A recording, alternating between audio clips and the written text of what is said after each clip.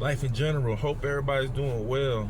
And I just wanted to bring something to y'all attention, man. Have y'all been looking at various different things online and looking at various different exposés and people that are almost at the age of 80, like working, and it's startling. And man, it's really scary, because you gotta think about it. As we just continue on with life, and life is just life, and you kind of think about, like, man, I'll set up for retirement, or I'll start my financial planning like later. Sometimes you may set up little things, but not enough where in your golden years, essentially, like your quote unquote golden years, are going to be like set, and you finding more people that's like in their 70s and late 70s and knocking on the door at 80, like working. And that's scary, because I'm an 80s baby, and we essentially experienced everything. We seen the internet, we seen computers, we seen cell phones, and we got all this technology at our fingertips, and just using it just like everyday things, like calling, or just scrolling, or doing what you're doing right now, watching this video. We don't think about various different tools or various different things to kind of set us up for success, in our later years. And I'm gonna be 100%, and I'm not a financial planner myself, but I talked about it in my last video, about not leaving money on the table. But you got to think about it. That is startling, that you seeing people like in their 70s, like doing Uber and doing gig work, when essentially they're supposed to be living out their lives with their families, or going on trips.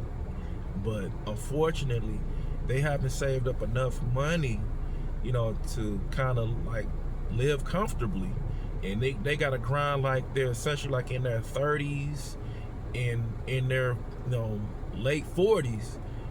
Could you imagine, like, getting at the age of like 70 and really realize, like, man, I do not have enough to like be comfortable.